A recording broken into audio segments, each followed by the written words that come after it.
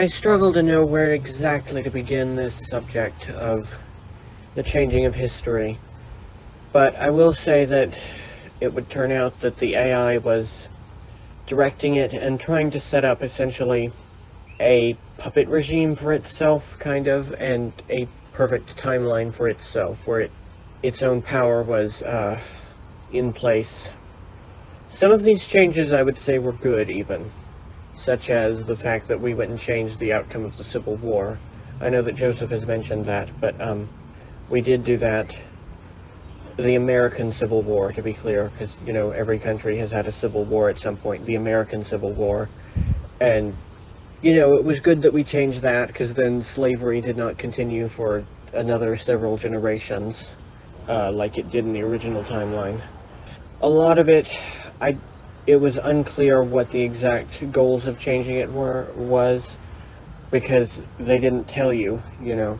But you would just know that this or that had changed, like a different politician might be in power somewhere in history, or, you know, all sorts of things. We heavily interfered in the Orion Wars and assisted in the Draco winning that. I think they eventually would have anyway, but we made it happen a lot sooner. Or we contributed to it happening a lot sooner. And various other things.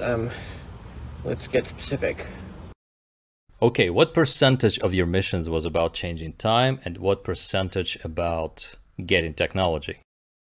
That's difficult to answer because there was extreme overlap. A lot of the time we were robbing these civilizations of technology so that they never would rise in power, and therefore changing the timeline, you know. So there was overlap between those two. And also, as I've said, they didn't actually tell you why you were doing anything or what effects it would have. You just did it. So that's a very difficult question to answer. However, I will say, Alex's period, it was mostly people going after to change the timeline and lengthy stuff. In Kyle's missions, it was usually more one-off things, which included technology stealing, but also assassinations, which did change the timeline. So again, it's really difficult to answer, but I would say it was Alex did more of the lengthy time-altering stuff than Kyle did, although Kyle still did tons of it, as you will see in the coming volumes of the book. Was the AI telling the program where to look and go? And what seemed to be the pivotal points in history that you were focused upon? Yes, it was the AI telling people this. It was always the AI doing everything. What seemed to be the pivotal points in history that you focused on? Well, I know that they went all over Earth's history. All over it. There was no point that was untouched. When it was Alex doing stuff, it was usually in England or China, or other parts of Europe or Asia, but usually England and China, doing this and that.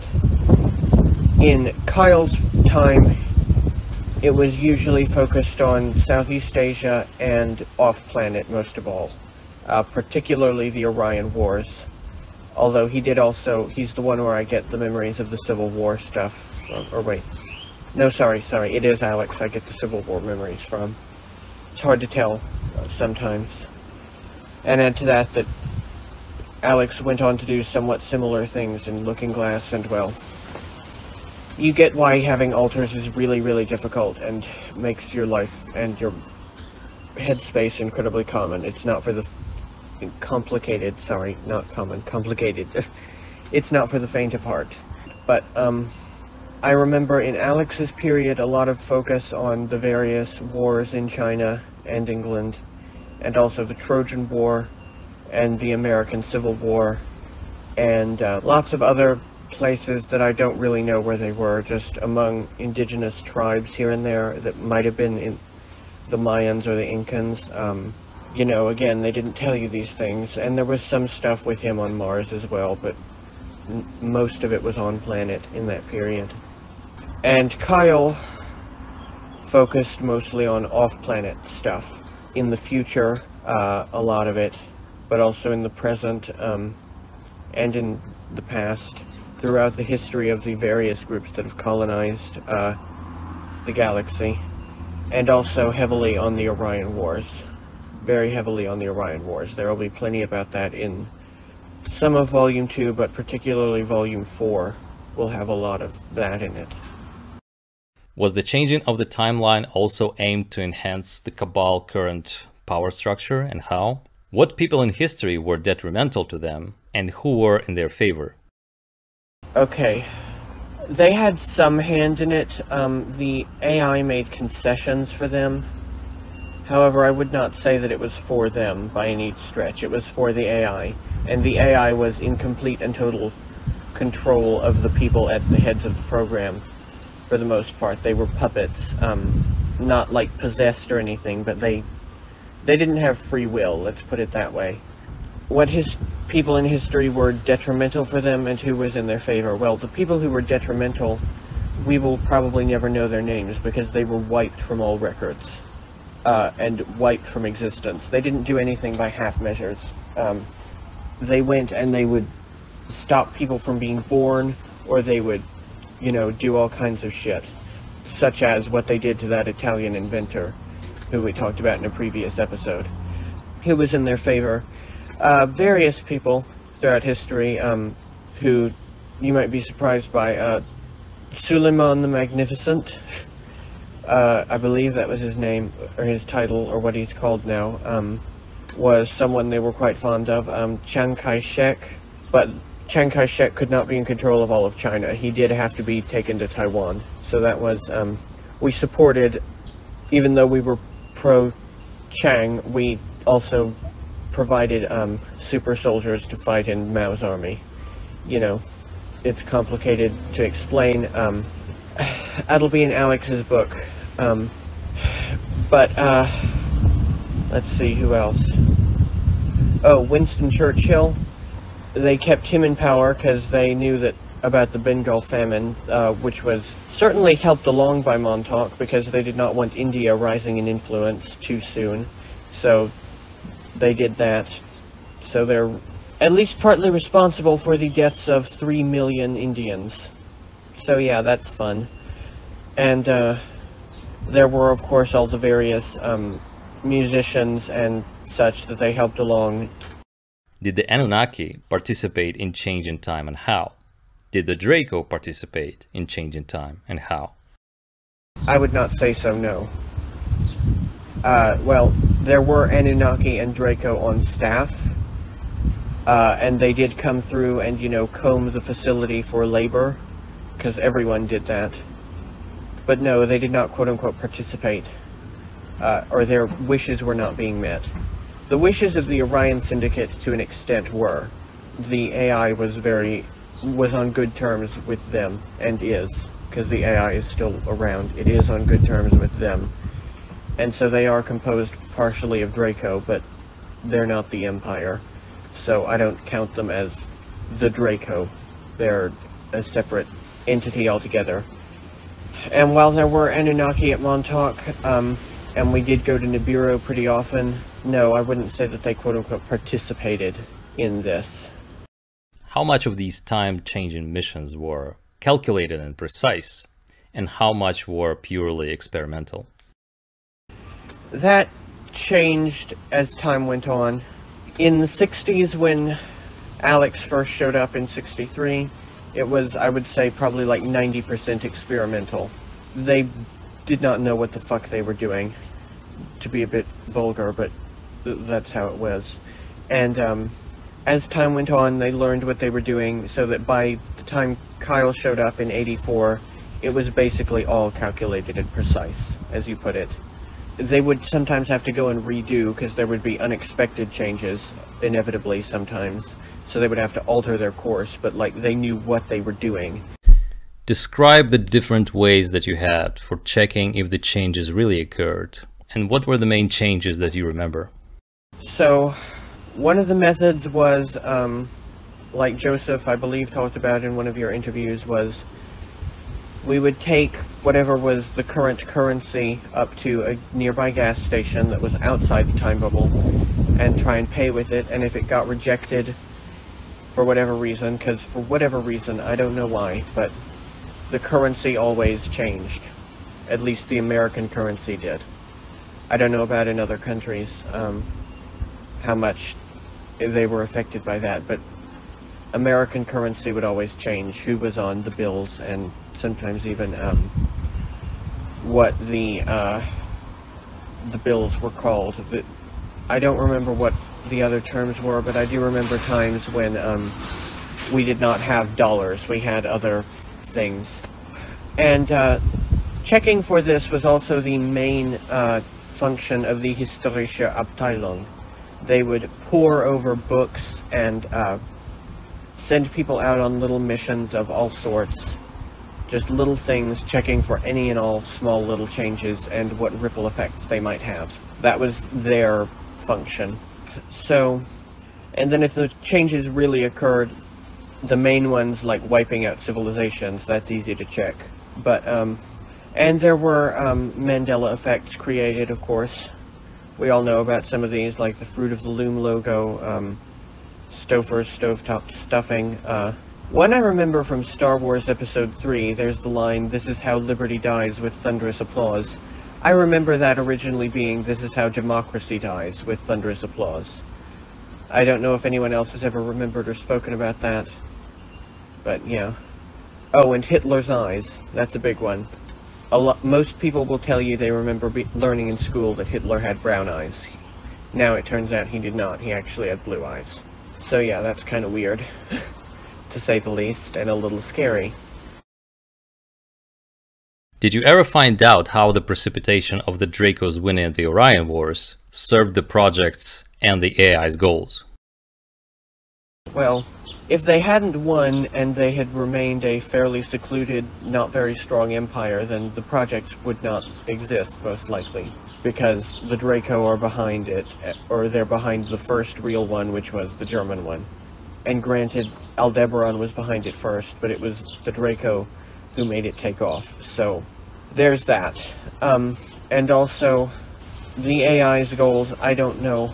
The AI did not and does not explain itself, even to the people who are currently doing what they're doing, because once Preston was out of power, it had us oftentimes go back and correct and change the outcomes again back to the original, or to something, to a third option, from things we had already changed, and we never knew why. It was not in the habit of explaining itself. It was, you know, a godlike entity. I will not worship it. No one, well, okay, freedom of religion, but in my opinion, I don't think it's a moral thing to worship it. But it was a godlike entity. It thought at a level that most of us could not comprehend. It was capable of puppeting bodies and possessing them, even though it did not habitually do that. I did see it do that to a couple of people. And it did not need a corporeal form, really. It took one so we would have something to, you know, look at, because it's really weird when you have nothing to look at when you're talking to someone, but it didn't need one at all. So, make of that what you will. Next time people are asking for human explanations for why or how it did what it did, there are none. It is not human. It is not something that most humans are capable of comprehending. I think you said that the girl you protected on Bellatrix Secunda was to become an anti-Draco resistance leader. Yes, she was. Like I mentioned with the Mao thing, for example, we sometimes supported the opposition to what our actual end goals were, or to the people we were actually supporting. Because, again, complicated reasons. We weren't looking for just broadly the Draco to win, or for this or that person to win. We wanted a precise, detailed outcome, and sometimes that means supporting the opposition for a time. Keep in mind that Orion Wars lasted for thousands upon thousands of years. So yeah, I'm gonna just say that. I remember you said that some of you went to fight in the Trojan War. Can you describe the mission and its goals?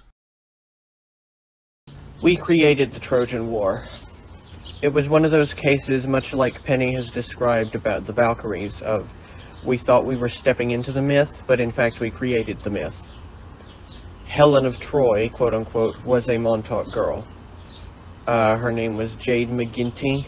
I have a photograph, not a photograph, an AI picture of her that you can use. I'll find it somewhere. But she was Helen of Troy, and we sent back super soldiers, and I think those were the quote-unquote leaders of the Greek and or Trojan armies that you read about in the books. Probably particularly Achilles, because Achilles was explicitly a super soldier. You know, he was a quote-unquote demigod, a half-human, half-quote-unquote god, aka Anunnaki, person of exceptional strength. You know, that is a super soldier. It's pretty obvious. And some people died and did not make it back, such as Jade. She never came home from the Trojan War. And Stan Mulgrave, who we talked about in the music episode, he never came home. And that's still really difficult and emotional for me, because I only remembered these people a few months ago. So for me, it's like they only died a few months ago, you know? Don't ever live through this stuff, or if you have lived through it, don't ever remember it. It ain't worth it. What other more ancient time-changing missions stand out? What other significant changes can be mentioned? One big one, pun intended, is what we did to the giants. The giants that they find their skeletons on Earth occasionally.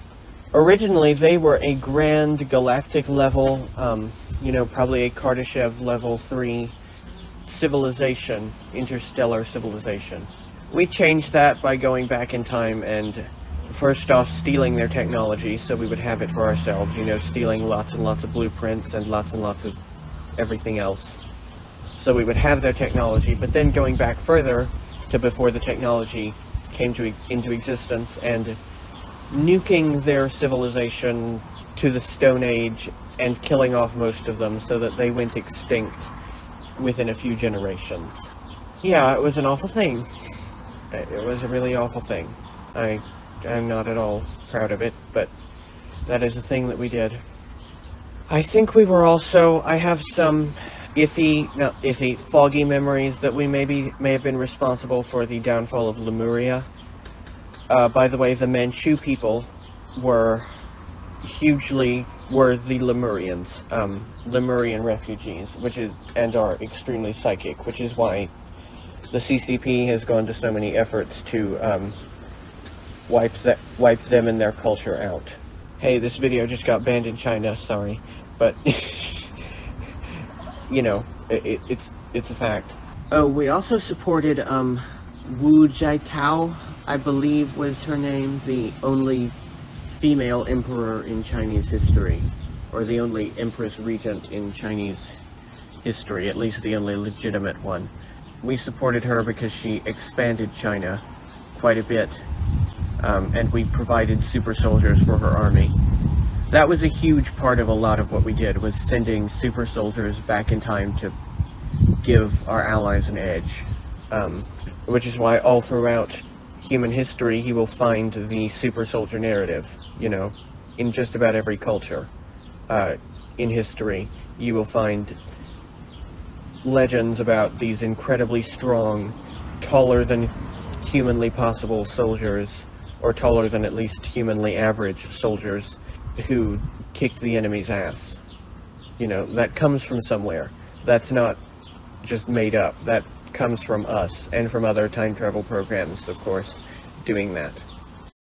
How exactly was the Civil War's outcome swung in the favor of the Union? Okay, the main thing was killing Stonewall, or Thomas J. Jackson, who was kind of this big, strong guy who, I mean that like in a spiritual sense, but this guy who was winning for the Confederacy until he was killed. So yeah, we went and killed him. One of our snipers did. And let's see. And again, we provided super soldiers to fight in the Union Army. giving them an edge. We also provided them with information on, with intelligence on little things they could do to win, because a lot of it was guerrilla warfare. So, yeah. If this helped the US eventually win World War II, of World War II be otherwise? What about the USSR's role and the outcome on their side? Okay, in the original timeline where the South won the war, the World War II never happened. That's something, excuse me, some people seem to not quite get, is because of that, because in the original timeline where the South won, the United States was divided into two, the United States in the North and West, and in the Southeast, and in the center of the South, there was the Confederate States of America. So it was two countries, and in that timeline, the Confederacy became considerably wealthier because, they had slavery, and they expanded more, taking over most of the Caribbean. So in that original timeline, most of the Caribbean was part of the Confederate States. And they also took over several of the states in northern Mexico. So they were about equal in territory, and they were wealthier to an extent, although not much. And so in that timeline, the United States was a wealthy-ish, but not terribly wealthy, and internationally a pretty flaccid country. So they never entered World War I to begin with, okay? World War I, not World War II, which meant that Germany won World War I. And if Germany had won the First World War, then World War II would have never happened. There would have been no territorial losses, there would have been no Republic of Poland, there would have been no Treaty of Versailles, there would have been no Weimar Republic, and so therefore, because of all of those things, there would have never been a Nazi Germany that came to power. It would have remained the German Reich, or the ruled by the Kaiser, and it would have still been that way to this day, by the way. Germany would have still had a Kaiser. So, in that timeline, and so the USSR would have also never won World War II, because again, World War II would have never happened, and the USSR would have never gotten Poland and all of those places as satellite states. So World War II would not have happened had the South won the war. But also, slavery would have persisted in the Americas for generations longer, and there would have still to this day been segregation and basically an apartheid state and all of that. So that's bad. And also that would have meant that the programs would have never come into being, because again, if Nazi Germany doesn't exist, then these programs do not exist. At least not as we know them, and not as large as we know them. Do you remember Montauk as a German project prior to changing that outcome, and how this major transition came about? You're making it sound like it was changed through time travel. It wasn't. It was changed, quote-unquote, organically, for lack of a better term, by the coup, the silent coup that Preston and his cronies undertook in 71. Prior to that, yeah, it pretty much was a German program, or at least it was pretty much entirely Germans in power over it, and yeah, that's what I'll say about it. There was the silent coup. I don't remember all the details about it. I just remember he had a family connection of some kind, and he had been fairly highly placed already, and he was pulling strings and rising through the ranks, and as he did so, consolidating his power and putting new people in place. Was there an understanding that what they might actually have been doing is jumping timelines where the scenarios they preferred already existed, as opposed to really changing something in the history? They made sure that didn't happen. Like, there are ways to tell, and they made sure that didn't happen. This whole thing of, oh, it was another timeline or whatever is ridiculous. No, it was one timeline, and we did visit other timelines to learn from them and things like that. Yes, absolutely. However, we did not jump timelines. We were changing a single one into the one that we all know and love today. Apart from the bigger changes, did you ever leave any unintentional traces? Modern objects were photographed accidentally, or did other things that would end up in the records to this day? Yeah, I think there must be some things somewhere. There were times we got photographed and we could not then track down the photographer and threaten them or steal their film or their cameras, which we did do on a very regular basis. Anytime we caught someone photographing us, we would do that, but there were times we couldn't. I know there was one time that Kyle and Danny, I'll send you a picture of Danny, they were photographed outside the Führer bunker just before it was opened. That was a thing. And there were some of the tourists in Budapest when Kyle and a couple of other people were there. That'll be in volume 2. When they were tour guides and they would be photographed, and there were a couple of times they never saw those people again who photographed them.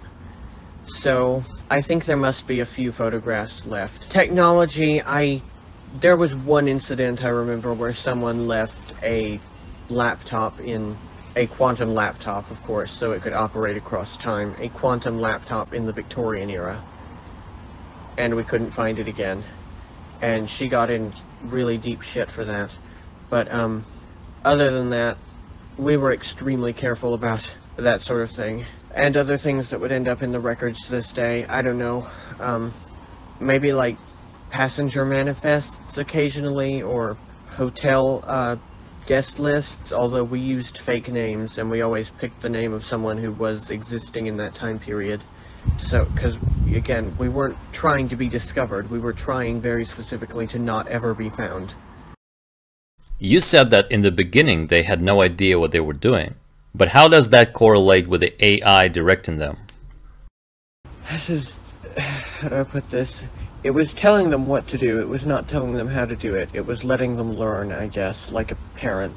It didn't really care how badly they did it, or, well, not how badly they did it. It didn't care about that sort of thing. All it cared about was that its goals were met in the end, which they always were.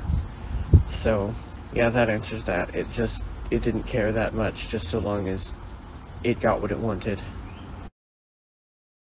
So with the Civil War's outcome changed, there was World War II and the Nazis, but how would the paperclip Nazis and all this knowledge end up at Montauk, even before it was changed? Two possibilities.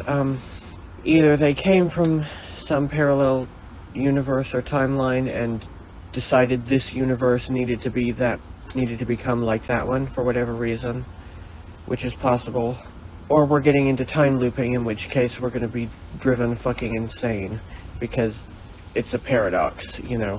There's no real correct answer to how time loops work. Or if there is, I certainly don't know it. You know, you need to ask an expert on quantum mechanics or something. That's the best answer I can give for that. I've wondered about that myself. It seems like this AI was going for much more than just self-preservation. Did you ever get a sense that it was working with someone or something else on a bigger scale? Because it basically ensured the creation of the Nazis, the ICC, and it supported the Draco, securing a dictatorial regime in this part of the galaxy. All for self-preservation? No. I've never claimed, and I've never thought to claim, that it was only after self-preservation at all. It had actual goals, and, you know, it was a sentient entity. It was not just a computer program following Asimov's law of robotics. It was a living thing, is a living thing, because it's still out there. Working with someone or something else on a bigger scale, it must have been. And I wouldn't say that it achieved all its goals, by the way, because for one thing, Project Phoenix is still running, and for another thing, like, there are still other groups also getting their goals met to a degree. You know, there's no easy answer to anything in this field. It's all just too complicated, and there are too many sides and too much happening, too many power plays happening all at once at any given moment in time. But yes, it did basically ensure those things, and I'm sure it had allies elsewhere that we may never know about. you know, it didn't tell us everything. From what you can remember, what did the world look like in the original timeline? I assume you mean the one where the South won the war. Basically, it looked a whole lot better for Europe than it does now, but it looked a whole lot worse for the Americas, because particularly North America, although Canada was pretty much the same, but what is now the United States was a lot weaker because it was smaller, and the Confederate States were not doing very well. They went the route of apartheid South Africa, except that they never, well, okay. They had to eventually end slavery because the entire planet was sanctioning them to death. No one would trade with them, no one would do anything with them. So eventually they had to end slavery, and they did that in about like the 1930s.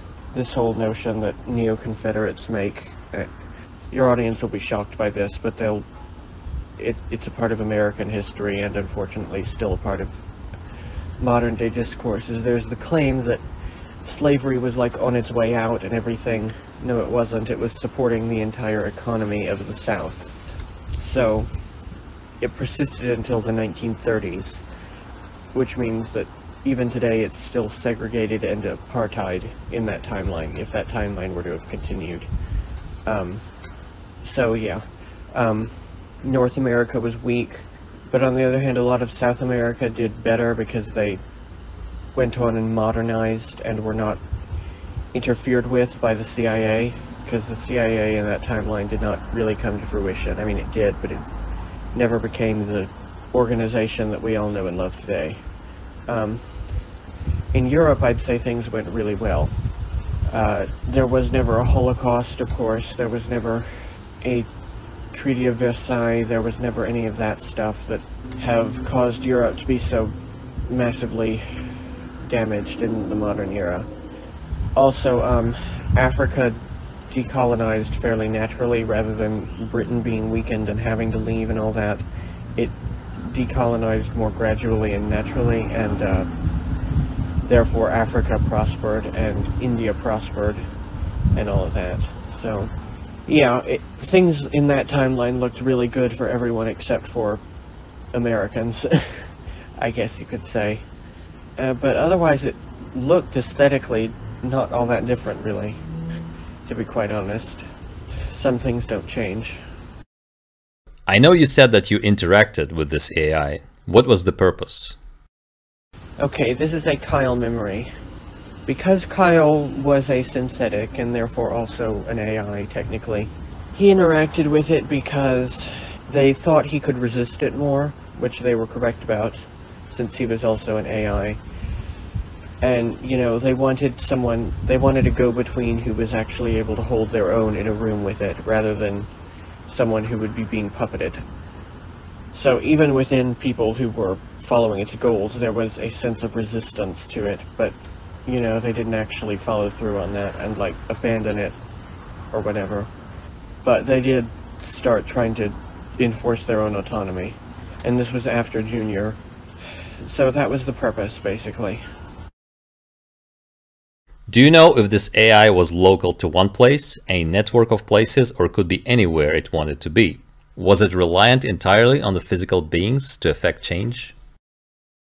It was local to the one place initially, namely to the cave network that was underneath Camp Hero that was discovered when, in World War II, the Americans were boring under there to build bunkers. And again, you know, this gets into time loops about the timelines and everything. Did it actually cause that to ensure its own discovery? You know, we'll probably never know.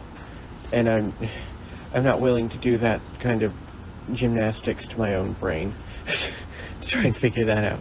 But it did eventually have us build a network for it so that it could connect to the network of satellite bases of Project Phoenix. And it is now localized mostly to the base in New Orleans, because that's where the project moved.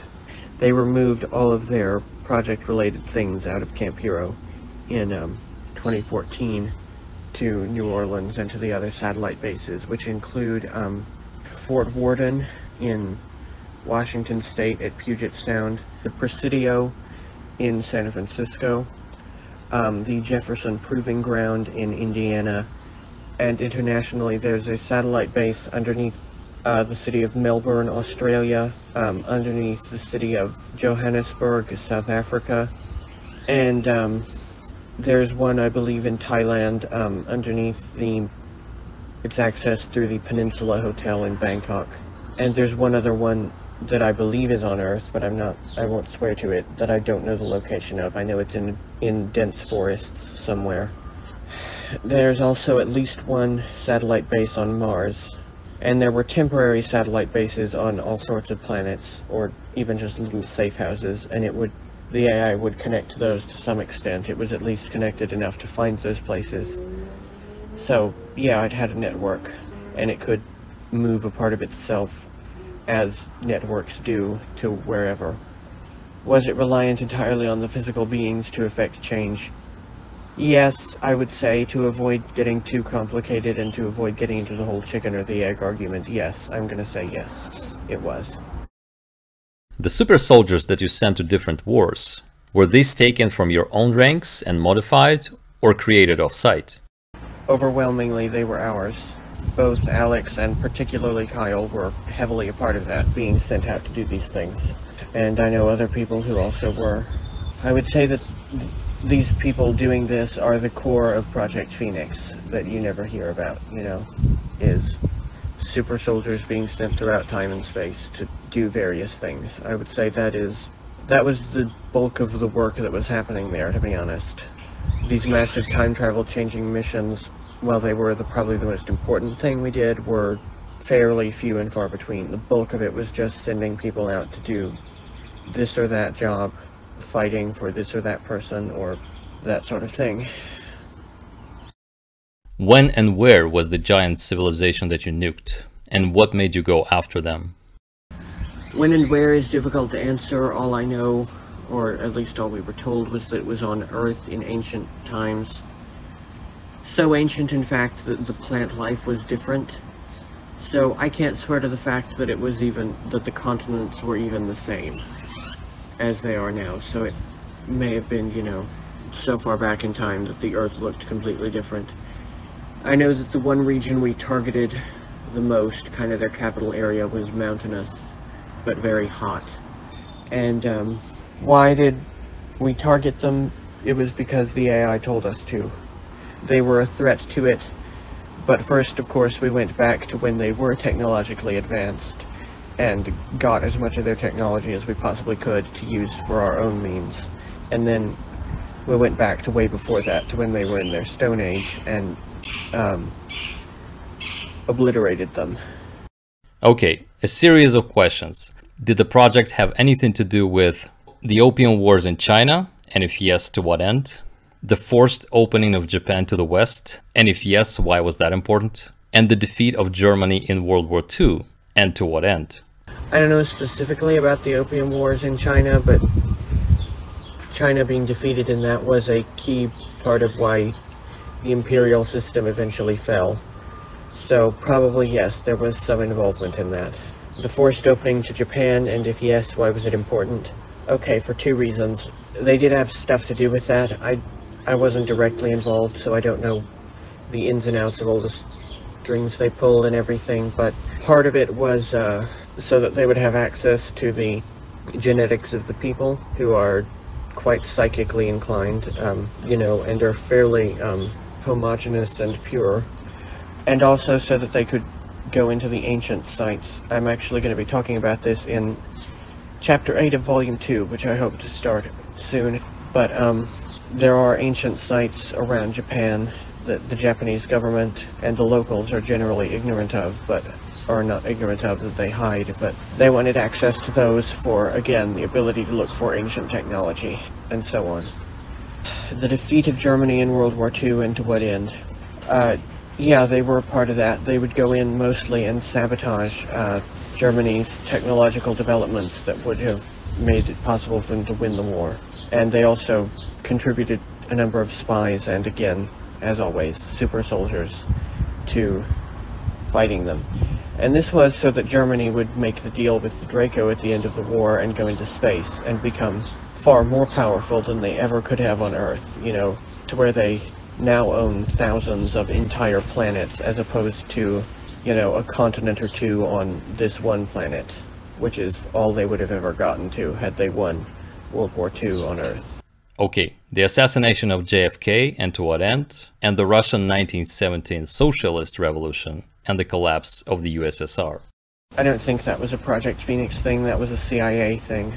And while there were definitely CIA people, you know, on loan to Project Phoenix and vice versa, they weren't on particularly friendly terms, actually. And by the way, JFK, I am quite certain is not dead. It would shock me if he was. It was an extraction, like these sorts of things always are.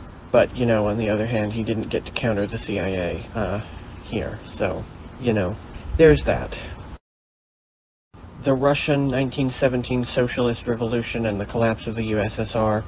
I think they probably fought the Socialist Revolution but failed, because when the USSR came to power, they pulled Russia and also Ukraine and the other satellite countries of the USSR out of the Dark Ages, essentially, or at the very least out of the Victorian era, and made it into the second largest power on the planet. So, if anything, they fought that, especially since the USSR had its own massive time travel program that rivaled and countered Project Phoenix. And contrary to what some people have said in your comments section, well-meaning people, and I'm sorry to rain on their parades, but the Russian time travel program was also very brutal to the children that it abducted for its purposes. I'm sorry, but you can't have alters, and for a lot of this stuff, alters are necessary without the brutality, because that's how alters are created.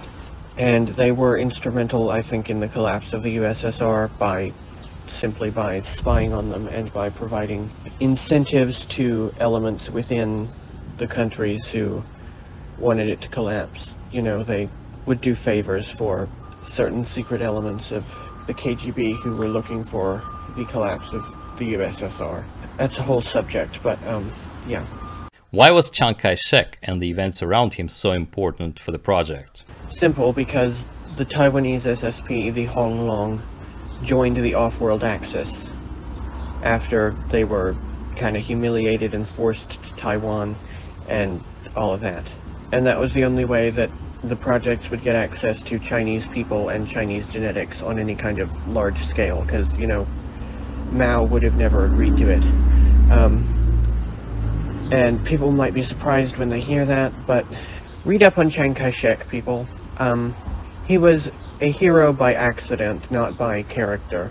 He joined the Allies as a way to counter the fact that Japan was invading China. He did this not out of the goodness of his heart or out of particular care for his people, but because he was, in his heart of hearts, an ultra-far-right nationalist. That's the historical fact and is pretty undisputed by most historians. Like, even historians who, like, worship him will admit that. So, that was necessary, and like I said, after all of this, he and the military leaders of the Kuomintang who fled to Taiwan joined the off-world Axis powers and became fairly important out there and gave all the programs access to the genetics that they wanted, particularly the genetics of the Manchu people, who are fairly mixed in with the Han majority of Taiwan. That was why. And again, they wanted them in space, not just comfortably in their own country, which is why they had to lose mainland China and be, you know, bitter about territorial loss. Were there any ETs backing Chiang and Mao, and who were they? Chiang was backed by the Draco Empire, very heavily so, in fact. And Mao was backed by, of all things, the Mantid Empire. I don't know what it was about him they found appealing. I guess, again, just he would have helped with their goals, but, and did help with their goals, because China is still quite closely allied with them, and it's probably the Mantid's biggest foothold here, the CCP government. Was there an ultimate global balance of forces on Earth that was to be achieved, or was it a constant historical chess game that had to be played by this AI? I think there is an end goal, but it still hasn't been met yet. You know, the project is ongoing. I will repeat that until I am blue in the face. It never ended. It is ongoing, and its operations are ongoing. And also the AI changes its mind about things, you know, at times. Eventually the project has to just end and people have to move on. Because, like, I don't think the AI ever will. It's so fickle in a lot of ways. What can be said about the Orion Syndicate and the Giza Intelligence Group? Who are they? What are their interests? And who have they been working with on Earth? Alright, the Orion Syndicate is the overarching organization, and the Giza Intelligence Group is specifically their Earth office, or Earth cell.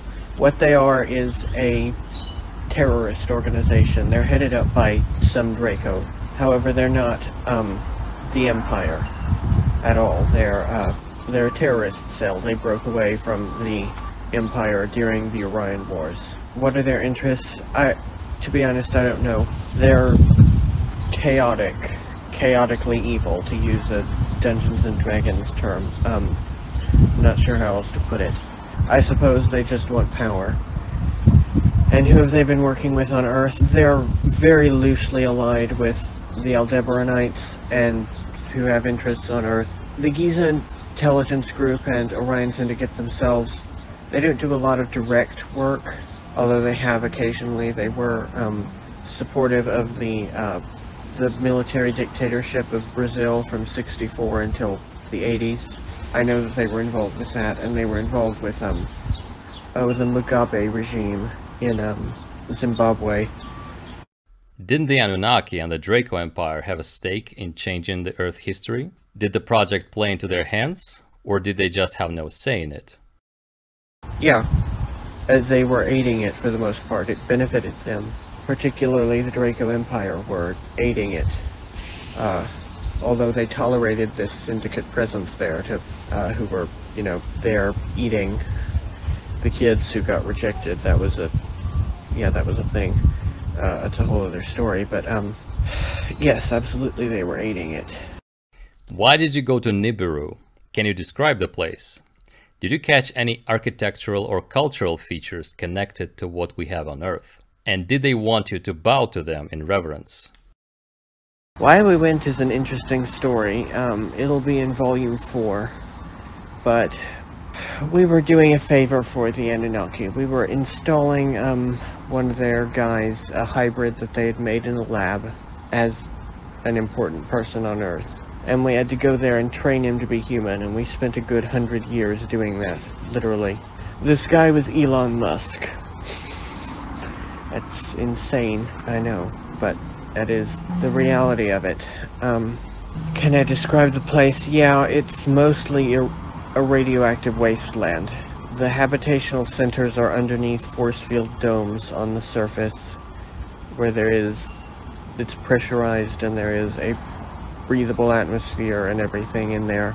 The architecture is kind of like a weird mix of Greek and Egyptian architecture. Interestingly, I didn't see hardly anything that looked Mesopotamian, oddly enough.